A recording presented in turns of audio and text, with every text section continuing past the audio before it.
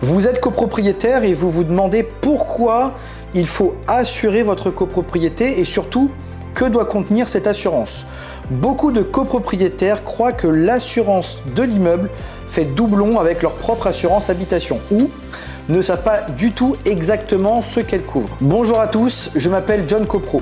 Dans cette vidéo, je vais vous expliquer pourquoi il faut impérativement assurer votre copropriété, que dit la réglementation à ce sujet et surtout que se passe-t-il en cas d'impossibilité d'assurer votre résidence. Allez, c'est parti, juste après ça.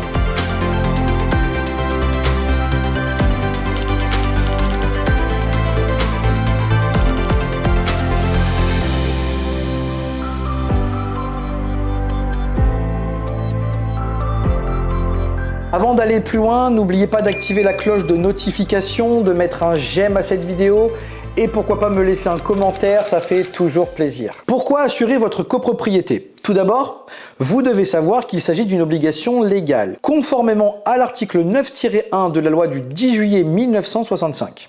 Chaque copropriété doit être couverte par une assurance responsabilité civile. Il s'agit du minimum obligatoire. Le syndicat des copropriétaires, représenté par son syndic, est responsable de la souscription de cette garantie. D'ailleurs, il est important de rappeler que les syndicats de copropriétaires est responsable des dommages causés par un défaut d'entretien ou un vice de construction des parties communes. Sans assurance, les copropriétaires devraient payer eux-mêmes et la note peut être énorme. Par exemple, votre copropriété subit un incendie qui détruit une cage d'escalier ou encore une fuite d'eau provenant des canalisations communes qui endommage plusieurs appartements. Sans assurance, le coût est supporté directement par les copropriétaires via les appels de fonds exceptionnels. Avec l'assurance, c'est la compagnie elle-même qui prend en charge, sous réserve bien sûr d'existence de garanties spécifiques ou de l'existence d'éventuelles franchises. Vous l'avez donc compris, on ne parle pas seulement d'une obligation légale, on parle aussi d'une sécurité financière collective. Alors que couvre l'assurance en matière de copropriété? On l'a vu précédemment, la garantie de base obligatoire, c'est la responsabilité civile. Elle couvre tous les dommages causés par les parties communes. Toiture, ascenseur, escalier, canalisation verticale, façade, etc. Pour mieux comprendre, voici deux exemples concrets. Une tuile tombe du toit et blesse un passant, ou encore une canalisation commune qui fuit et qui cause des dégâts dans plusieurs appartements. Dans ces deux cas, l'assurance responsabilité civile de la copropriété indemnise les victimes. Pour couvrir la copropriété plus largement, des garanties complémentaires doivent être intégrées à votre contrat d'assurance.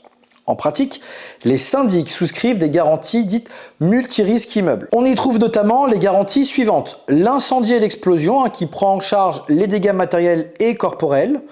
Il y a également les dégâts des eaux en cas d'infiltration, rupture de colonne montante, toiture.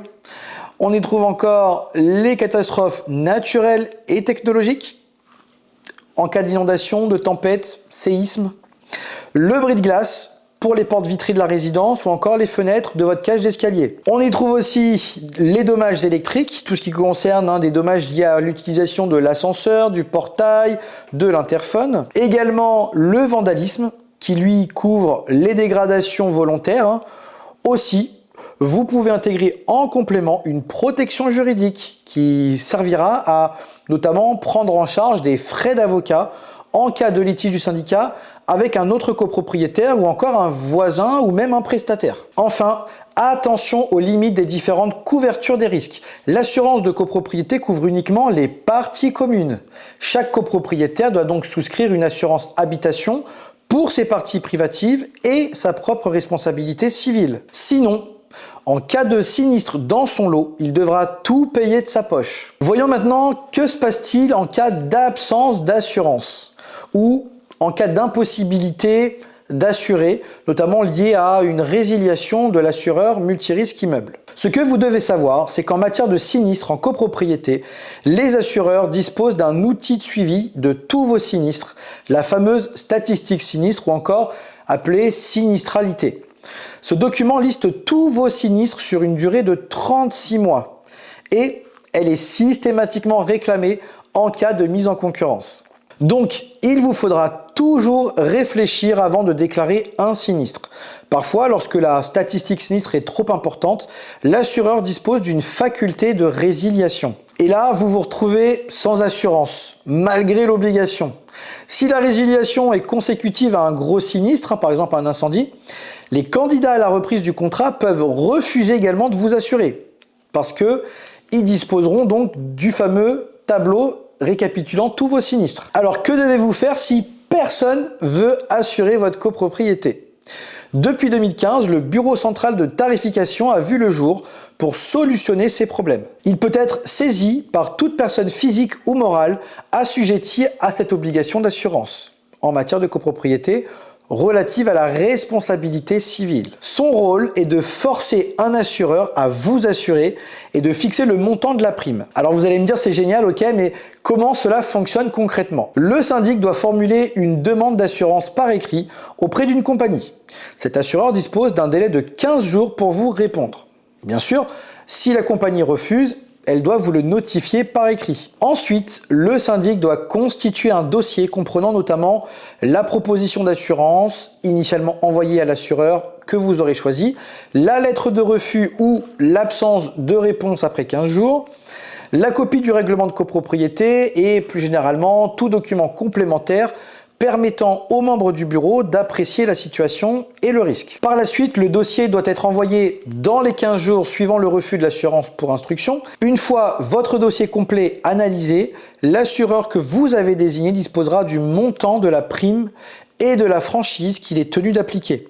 Le BCT ne choisit pas librement l'assureur. C'est l'assureur que vous avez sollicité initialement qui sera obligé de couvrir le risque. L'assureur désigné par le BCT est donc dans l'obligation d'assurer le risque en responsabilité civile. Le contrat est donc conclu pour une durée d'1 an, renouvelable ou non, selon la décision de l'assureur.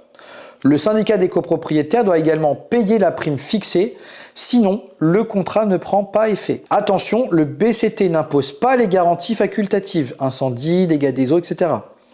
Mais uniquement la garantie obligatoire, c'est-à-dire la responsabilité civile. Pour conclure, assurer votre copropriété est une obligation légale, mais aussi une nécessité pour protéger les finances de la copropriété. L'assurance couvre principalement la responsabilité civile du syndicat des copropriétaires et, en option, les sinistres les plus fréquents, incendie, dégâts des eaux, catastrophes naturelles, bris de glace ou encore les dommages électriques. Mais attention, elle ne remplace pas l'assurance personnelle de chaque occupant de l'immeuble. Cette vidéo touche à sa fin. Si ce genre de sujet vous intéresse, pensez à liker, vous abonner et laisser un commentaire si vous avez déjà vécu un sinistre en copropriété. De me dire comment cela s'est passé avec votre assurance. Et quant à moi, je vous dis à très bientôt pour une prochaine vidéo sur l'immobilier, le droit et la stratégie patrimoniale.